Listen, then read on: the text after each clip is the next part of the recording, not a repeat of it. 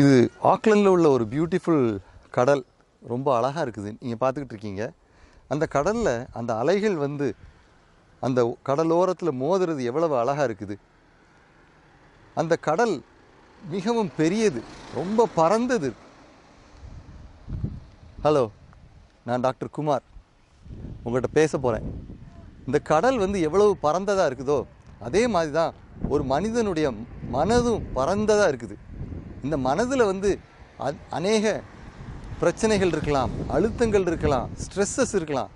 அந்த மாதிரி அழுத்தங்களையும் ஸ்ட்ரெஸ்ஸஸையும் எப்படி சரி பண்ண முடியும் அப்படிங்கிறத நம்ம யோசிக்கிறதே மாட்டோங்க. ஏன்னா நம்முடைய வாழ்க்கை வந்து ஒரு ரோலர் கோஸ்டர் மாதிரி ஓடிக்கொண்டே இருக்கிறது.